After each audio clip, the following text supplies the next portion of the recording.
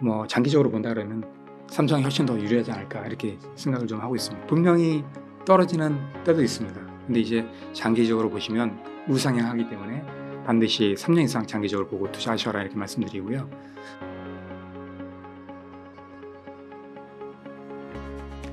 또 최근에 삼성전자와 SK하이닉스의 HBM 경쟁이 뜨거운데요. 예. 그 양사의 경쟁에서 누가 유리할지. 대략적으로 삼성이 한 40% 정도 된다고 하고 있고요. 그 다음에 SK하이닉스가 한 50% 정도 하고 있고 나머지는 마이크론이 하고 있는데요. 지금 뭐 많은 기관들이 뭐 SK가 더 잘할 거다 이렇게 이제 예견을 하고 있어요. 네. 그래서 뭐 50% 훨씬 넘어갈 거다 이렇게 SK에서 하고 있는데 제가 봐도 이제 단기적으로는 아마 SK가 더 잘할 수도 있어요. 왜냐하면 기본적으로 SK가 먼저 HBM3를 출시를 했거든요. 네. 그래서 먼저 선점을 했다고요. 그리고 또 삼성은 올해 4쿼터에 이제 HBM3를 출시하거든요. 그래서 상당히 늦었죠. 하다 보니까 시장을 많이 뺏겼죠. 네. 예. 근데 장기적으로 보면 제가 보기에는 한 2, 3년 후에는 삼성이 더 유리하지 않을까 이렇게 개인적으로는 생각을 하고 있습니다. 그 이유가 뭐냐면 기본적으로 삼성 같은 경우에는 그 파운드리도 하고 있지 않습니까? 제가 말씀드린 대로 그 파운드리도 하고 있고 그 다음에 또 HBM도 하고 있고 패키징 사업팀도 네. 별도로 있다고요. 그 세 가지를 같이 한다는 게 엄청난 경쟁력입니다. 네. 예. 그래서 SK 하이닉스는 하나밖에 안 하고 있거든요. HBM밖에 안 하고 있습니다. 하다 보니까 줄 수 있는 게 그거밖에 없어요. 근데 이제 고객 입장에서는 뭐 엔비디아나 아니면 그 다음에 또 AMD 입장에서는 아무래도 뭐 HBM만 받는 것보다는 뭐 패키징 서비스랑 그 다음에 또 파운드리도 같이 받는 게 훨씬 더 유리하겠죠. 네. 예, 아무래도 불편함이 많이 없을 테니까. 그래서 일괄적으로 턴키로 받는 게 훨씬 더 유리한 입장이거든요. 네. 하다 보니까 그 메모리 같은 경우는 기본적으로 이제 범용이기 때문에 그러니까 SK 걸 쓰나 아니면 삼성 걸 쓰나 똑같다고요. 그 성능 자체도 그렇게 큰 차이가 없어요. 하다 보니까 같은 조건이면 제가 보기에도 삼성이 훨씬 더 유리한 입장이죠. 왜냐하면 모든 걸 같이 이제 해주니까 고객 입장에서 훨씬 더 유리하니까 쓸 수밖에 없는 상황이 되는 거죠.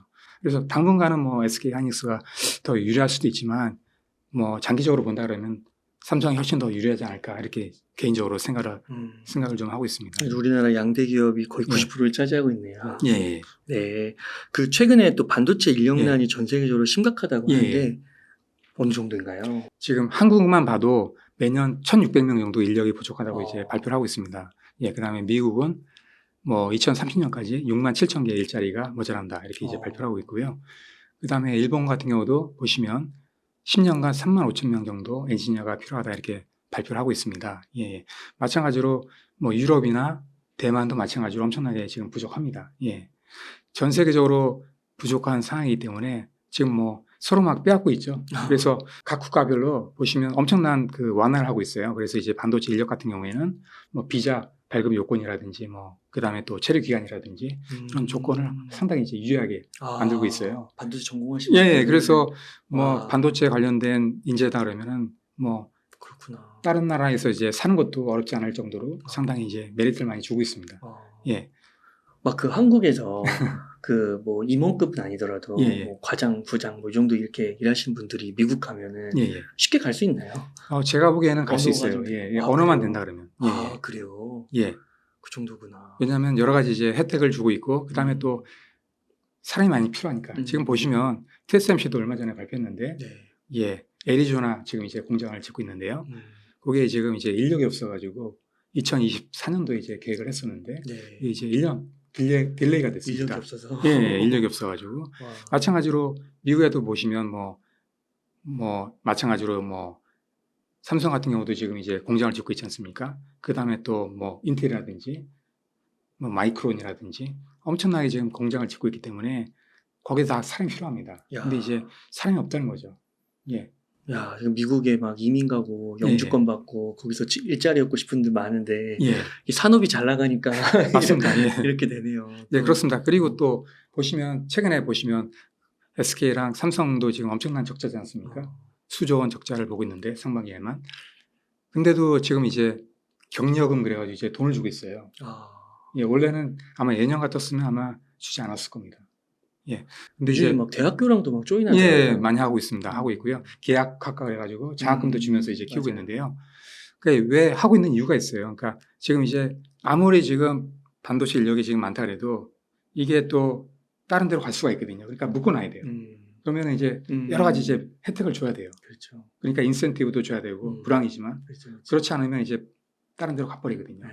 그래서 지금 보시면 웃긴 게 있는 게 지금 이제 삼성과 SK도 서로 막 인력이 왔다 갔다 해요. 왜냐면 이제 지금 보시면 뭐 그 SK가 뭐 연봉이 한때는 더 높았어요. 신입사원한테 이제 더 그래요? 많은 연봉을 줬었는데 그러다 보니까 이제 뺏겼어요, 삼성에서. 그래서 이제 삼성도 안 되겠다 그래가지고 이제 SK보다 더 높인 거죠. 와. 그러면서 이제 또 SK 있는 사람들이 삼성을 가고 이런 식으로 서로 막 빼앗습니다. 그리고 또 지금 보시면 기업 규모가 작을수록 더 심각합니다. 제가 예전에 한 5년 전에 헤드헌터도 했었는데요. 그때도 뭐 여러 가지 이제 반도체 인력들 이제 알선을 많이 했는데 제가 한 패밀리스 기업을 맡고 있었는데요. 그 기업도 이제 엔지니어를 한 10명 정도 필요했어요. 근데 이제 인력이 없어가지고 제가 한 명밖에 추천을 못했습니다. 예, 그러니까 뽑고 싶은 인력은 있는데 그걸 이제 채울 수 없는 거죠. 그리고 또 패밀리스 기업, 중소기업이라 하더라도 뭐 눈이 상당히 높아요. 하다 보니까 뭐 45세 이상은 안 되고 그다음에 대학교는 나와야 되고 이런 조건이 있습니다. 그다음에 또 엔지니어 실력은 어느 정도 돼야 되고 이런 조건을 또 따지다 보니까 이런 인력이 없는 거예요. 그리고 또 기본적으로 이게 매치가 안 되는 게 또 반도체 인력들은 또 중소기업은 잘 안 가려고 그래요. 왜냐하면 이왕이면 이제 큰 데를 가려고 그러거든요. 기본적으로 큰 기업이 아무래도 혜택이라든지 또 나중에 또 뭐 사고라든지 아니면 또 이직을 할 때 훨씬 더 낫기 때문에 기본적으로 조그만 기업들은 더 안 가려고 합니다. 예, 또 연봉 차이도 있기 때문에 하다 보니까 작은 기업일수록 훨씬 더 인력을 또 유치하는 게 어렵죠. 그 다음에 또 중소기업은 문제가 뭐냐면은 보통 2, 3년 정도 이제 돈을 써가지고 이제 키웁니다. 인력들, 신입사원들 뽑아가지고. 그러면은 그런 인력들이 2, 3년 후에는 가장 쓰기 좋은 인재거든요. 근데 이런 인재들이 뭐 더 큰 기업으로 이전한다는 거죠. 그래서 뭐 삼성이라든지 SK 이런 쪽으로 가버리니까 그러니까 조그만 기업 입장에서는 뭐 돈을 주고 키웠는데 이게 가버리니까 엄청나게 손해인 거죠. 네. 그래서 지금 불황 일에서 그나마 좀 이제 인력 이동이 많지가 않은데요. 아마 내년 정도 되면 어느 정도 반도체 업황이 좋아지기 때문에 그러면은 아마 이동이 더 훨씬 더 많아질 겁니다. 예. 그렇군요. 예. 요 신문 기사에서 중국 고양이 손이라도 빌려야 하나 이건 무슨 뜻이에요? 예, 지금 그나마 중국은 그 반도체 인력을 많이 키우고 있어요. 그래서 그 보시면은 대학마다 반도체 학과가 엄청나게 많습니다. 그래서 거기 또 이제 졸업하는 학생들이 상당히 많아요. 반도체 관련해서. 그래서 그 중국 인력이라도 이제 뽑아야 되지 않나 이렇게 이제 생각하고 있는 거죠. 그런 인력들이라도. 근데 이제 문제는 뭐냐면 이게 아무리 이제 그런 인력들을 뽑아온다 해도 그런 인력들이 이제 한국에 계속 있으면 문제가 안 되는데 그렇죠. 나중에 이제 중국으로 또 되돌아간다는 거죠. 미국으로 갈 수도 예, 그렇죠. 그러면은 그 키워놓고 그다음에 또 그 인력이 가면 그걸로만 끝나는 게 아니에요. 기본적으로 이제 기술도 빼갈 수가 있는 거거든요. 그러면은 엄청나게 이제 피해가 되는 거죠. 그래서 뭐 이런 얘기도 있어요. 뭐 중국이나 뭐 해외 출신의 어떤 그 인재들한테는 뭐 핵심 직무를 맡기지 않겠다. 뭐 이런 얘기도 있어요. 왜냐하면 이제 맡겼다가 그렇죠. 나중에 이제 그런 핵심 기술 유출되면 안 되니까. 그래서 그런 얘기도 많이 있는데 그래서 엄청나게 고민입니다. 이게 아무리 한다 그래도 기본적으로 한계가 있거든요. 말로만 들어도 골치가 아픈데요. 예. 그리고 또 기본적으로 그 인력들이 반도체 업종보다는 또 IT나 빅테크 이런 기업들에 더 관심이 더 많아요. 그리고 또 최근에 보시면 알겠지만 뭐 반도체 쪽보다는 또 의대 쪽에 상당히 또 선호가 있기 때문에 왜냐하면 기본적으로 봐도 반도체 업종으로 간다면은 제가 보기에도 한 50살 넘으면은 그 다음부터는 계속 반도체 업종에 있다는 게 쉽지가 않거든요. 근데 이제 의대 같은 경우에는 뭐 연봉도 상당히 높지만 기본적으로 뭐 거의 죽을 때까지 할 수 있다는 거죠. 그러니까 의대나 이런 쪽이 상당히 메리트가 있는 거죠. 하다 보니까 그쪽으로 많이 갈 수밖에 없는 거죠. 저희 때만 해도 보시면 그 공대 있지 않습니까? 뭐 전기공학 아니면 뭐 전자공학 이쪽이 상당히 인기학과였어요. 의대보다도. 근데 지금 완전히 바뀌었죠. 그래서 중국의 고양이 손으로 빌려야 하나 이만큼 이제 인력난이 심한데 그 미중 반도체 전쟁도 굉장히 이슈가 됐었잖아요. 그 중국이 이렇게 정말 그 반도체 인력들을 많이 키우려고 하는데 좀 중국 반도체 상황은 좀 어떤가요? 그래도 나름대로 잘 하고 있는 것 같아요. 지금 그래요? 보시면 제재를 많이 하고 있죠. 예, 많이 하고 있는데 최근에 뭐 뭐 구형 반도체 이쪽에도 제재를 하겠다 이렇게 이제 또 뭐 기사에 났는데요. 이 아무래도 이제 계속 이제 제재는 강화될 수밖에 없다고 보고요. 근데 이제 중국 반도체 산업이 클 수밖에 없는 이유가 있어요. 기본적으로 그 예전에 보시면 미국에서 아무리 제재를 한다 해도 기본적으로 성수 공정은 제재를 안 했거든요. 지금까지도. 그다음에 보시면 그 EUV 공정이 아닌 공정이 훨씬 더 커요. 시장이. 네. 제가 보기에는 그 EUV 공정이 10%도 채 안 되거든요. 아, 그래요? 예. 그리고 나머지 성수 공정이 한 90% 이상 됩니다. 하다 보니까 이쪽 시장이 훨씬 더 큰 거예요. 네. 예. 하다 보니까 중국에는 그 성수 공정에 포커스를 한 거죠. 그리고 또 그쪽 시장이 크다 보니까 보시면 전 세계적으로 중국 시장이 가장 큽니다. 반도체 시장 보시면. 그래서 최근에 자료 보시면 반도체 수요의 한 30% 정도가 중국 수요입니다. 그리고 또 중국은 또 자체적으로 또 자급자족을 또 하려고 하고 있어요. 네. 하다 보니까 자체적으로 반도체 기업들도 많이 키우고 있어요. 특히나 보시면 시스템 반도체 쪽은 아까 말씀드린 대로 팹리스 기업들이 몇천 개가 되거든요. 그 다음에 또 SMIC 파운드리 기업인데요. 이 기업도 엄청나게 지금 규모가 많이 커졌습니다. 예. 그리고 또 정부에서도 많이 키웠고요. 그리고 또 SMIC는 지금 뭐 7나노 이상 EUV 공정 말고는 다 할 수가 있거든요. 하다 보니까 그 엄청난 팹리스 기업들의 어떤 제조를 다 커버할 수가 있는 거예요. 그리고 또 커버 못하는 거는 화학 반도체라든지 기타 이제 파운드리 기업들도 많이 있거든요. 이런 기업에서 다 이제 수요를 어느 정도 이제 커버할 수 있다는 거죠. 하다 보니까 이제 성수 공정 반도체만으로도 중국 시장이 커질 수 있는 거예요. 예, 그 다음에 또 중요한 게 뭐냐면은 지금 보시면 미국 입장에서는 미국에 있는 반도체 기업들의 어떤 입장을 고려해야만 돼요. 이게 뭐냐면은 미국에 있는 반도체 기업들의 수출선이 어디냐면 물론 여러 가지 이제 뭐 유럽이라든지 한국이라든지 뭐 아시아라든지 많이 있지만 중국의 포션이 상당히 큽니다. 예, 보통 20% 이상 되는 데가 상당히 많아요. 근데 이제 만약에 중국에 있는 반도체 산업이 망해버리면 이 수출할 수 있는 데가 없어지는 거거든요. 그러면은 상당히 곤란해지거든요. 그래서 미국 정부의 입장도 중국에 있는 반도체 산업이 망하는 거는 원치 않습니다. 기본적으로 성장하지 못하게 이제 막는 것 뿐이거든요. 그래서 어느 정도 막기만 해도 이제 성공이거든요. 그래서 그런 상황이기 때문에 그 미국은 보시면 기본적으로 민주주의지 않습니까? 하다 보니까 국민이라든지 여론의 어떤 눈치를 봐야 돼요. 마찬가지로 지금 뭐 바이든 같은 경우도 또 연임을 해야 되기 때문에 아무래도 기업들의 눈치를 볼 수밖에 없어요. 그런 상황이기 때문에 기업들의 어떤 그 의견이라든지 어떤 요구라든지 이런 걸 또 어느 정도 반영할 수밖에 없거든요. 네. 요구를 또 반영하다 보니까 뭐 중국이 아예 그냥 뭐 망하도록 할 수는 없어요. 기본적으로. 그리고 어느 정도 이제 눈 감아주는 그런 부분도 많을 수밖에 없거든요. 네. 그래서 이런 종합적인 상황이 있기 때문에 중국이 성장할 수밖에 없는 거죠. 그러니까 첨단 산업 쪽은 좀 예. 어렵더라도 구형 예. 쪽은 계속 성장할 수밖에 없는 거군요. 네, 그렇습니다. 예. 아, 그렇게 봐야 되는 거군요. 예. 또 그 인도가 반도체 기업들의 유치에 되게 적극적이라는 기사들이 나오더라고요. 예. 이건 좀 어떻게 보세요? 예, 최근에 보시면 뭐 미국에 있는 기업들이 인도에 많이 투자를 하고 있는데요. 예를 들면 뭐 AMD라든지 그다음에 어플라이드 머티리얼스라든지 마이크론이라든지 이런 기업들이 투자를 하고 있어요. 예. 그리고 또 그 외에도 뭐 다른 기업들도 지금 이제 투자하려고 많이 준비 중에 있는데요. 인도가 상당히 메리트가 있어요.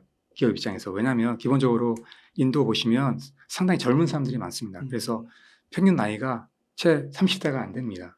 그러니까 28 정도밖에 안 돼요. 예, 상당히 젊죠. 그러니까 상당히 유리한 거죠.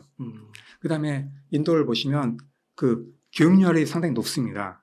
그래서 대학 수가 미국보다 더 많다. 이렇게 이제 나오고 있어요. 인도 같은 경우에는 IT 이쪽이 상당히 강합니다. 거기 뭐 보니까 예. 뭐 그 인도에 MIT도 있고 막 네, 맞습니다. 예. IT가 상당히 강하기 때문에 또 반도체도 상당히 강한 부분이 있거든요. 그리고 또 인도는 상당히 보시면 영어를 상당히 또 잘해요. 그 아시아 국가 중에서는 아마 상당히 잘하는 편에 속하거든요. 하다 보니까 그 반도체 산업은 또 영어가 상당히 중요하거든요. 왜냐하면 이제 글로벌로 이제 사업을 하기 때문에 영어를 할 수 있다는 건 상당히 메리트가 있습니다. 하다 보니까 그런 것도 이제 메리트가 있고요.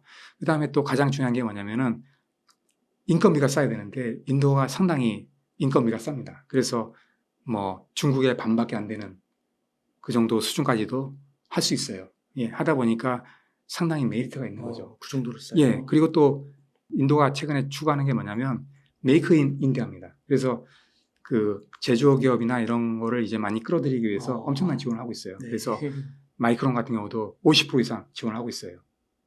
그러니까 뭐 팹을 건립한다 그러면 50% 이상. 또 지방 정부에서도 지원하고 하다 보니까 엄청난 그 혜택이 있는 거죠. 그러니까 투자할 수 있는 거예요. 그러네요. 그래서 이렇게 종합적인 어떤 여건이 상당히 좋다는 거죠. 하다 보니까 많은 기업들이 투자를 하고 있고, 그 다음에 또 장기적으로 보시면 인도가 좋은 게 워낙 이제 인구가 많지 않습니까? 하다 보니까 또 이제 시장이 또 될 수가 있는 거예요. 반도체를 생산할 뿐만이 아니고 그걸 또 이제 팔 수 있는 그런 여건이 될 수 있다는 거죠. 하다 보니까 인도가 상당히 반도체 투자처로서 상당히 메리트가 있는 거죠. 아, 그렇군요. 그러니까 와, 이렇게 종합적으로 이렇게 봤을 예. 때 정말 그 전 세계적으로 예. 진짜 반도체는 국경이 없네요. 예, 그렇습니다. 네, 예, 진짜. 국경이 없죠. 예. 와, 그리고 이렇게 진짜 인재 전쟁부터 시작해서 예. 국가 설비를 어디다 쓸 것이며 예. 또 비용적인 측면, 예. 그러니까 진짜 모든 걸 다 고려해야 되는 게 반도체 산업 같은데요, 진짜. 예, 그렇습니다. 예, 모든 걸 다 고려해야 되죠. 예. 네. 그리고 또 뭐 시장도 국내만 해가지고는 안 됩니다. 기본적으로 아무리 조그만 기업들도 네. 해외를 바라보지 않으면은 성장하기가 어렵습니다. 예. 그러니까 이런 상황 속에서 우리나라의 대표 주자인 삼성전자 그리고 네. SK 하이닉스 그 외에 네. 이제 소부장 기업들을 응원하지 않을 수가 없는데 예. 그럼 보셨을 때 예. 지금 어떻게 삼성전자나 SK 하이닉스 사도 될까요?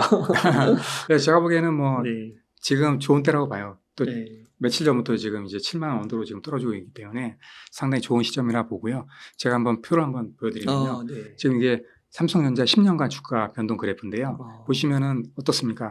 상당히 성장을 많이 했지 않습니까? 3배 됐네요. 예, 그렇죠. 보시면 이게 떨어진 적도 분명히 있어요. 근데 이제 뭐 장기적으로 보면 상당히 우상향하는 그래프를 보이고 있죠. 그러네요. 예, 그래서 보시면은 지금 이제 뭐 2021년도가 상당히 고점이었는데요. 제가 보기에는 조만간에 고점을 또 갈 것 같아요.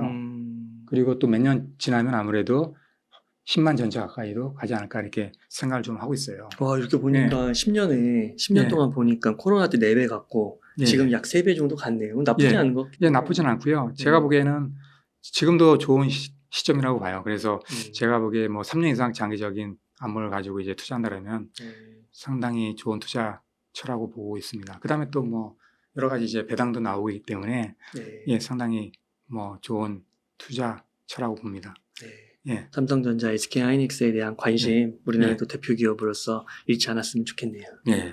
네. 뭐 삼성전자가 망하게 하겠습니까? 네, 망하지는 않을 거고요. 제가 봐도. 예. 네. 그 다음에 또 기본적인 사항을 보시면 말씀드린 대로 그 삼성은 그 4차 산업의 온전한 혜택을 볼 수밖에 없어요. 기본적으로 그 세 가지 다 사업에서 잘하고 있기 때문에 뭐 메모리 사업도 잘하고 있죠. 그 다음에 시스템 LSI 사업도 지금 뭐 아직까지는 그렇게 크진 않지만 앞으로는 상당히 클 거기 때문에 예, 이쪽에도 뭐 2030년까지 뭐 한 10% 정도 하겠다 이런 거거든요. 그래서 앞으로 많이 클 거기 때문에 이쪽도 기대가 좀 되고 있고요. 마찬가지로 파운드리도 지금 상당히 기대가 되고 있습니다. 특히나 이익률은 지금 한 10%밖에 안 되기 때문에 이게 아무래도 제가 보기에는 한 30% 이상 커지지 않을까 앞으로 이렇게 생각을 하고 있기 때문에 주가도 반영이 분명히 될 거라고 보고 있습니다. 예. 네, 감사합니다. 예. 그럼 교수님 마지막으로 시청자님들께 예. 강조하고 싶으신 말씀, 하고 싶으신 말씀 일단 부탁드릴게요. 뭐 여러 가지 말씀을 드렸는데요. 예, 반도체 업황은 분명히 떨어지는 때도 있습니다. 근데 이제 장기적으로 보시면 우상향하기 때문에 반드시 3년 이상 장기적으로 보고 투자하셔라 이렇게 말씀드리고요. 그 다음에 뭐 떨어졌다고 해서 이게 계속 떨어지는 게 아니기 때문에 분명히 회복이 됩니다. 그리고 또 지금 이제 반도체 업황이 이제 좋아지기 시작했기 때문에 이런 흐름을 타고 분명히 올라갈 겁니다. 장기적인 안목을 가지시고 투자하면 좋을 것 같다고 생각을 해봅니다. 예. 네, 감사합니다. 이렇게 해서 세종대학교의 권영화 교수님을 모시고 이야기를 나눠봤습니다. 긴 시간 동안 유익한 인사이트 많이 나눠주셔서 감사의 말씀드립니다. 오늘 고생 많으셨습니다. 예, 감사합니다.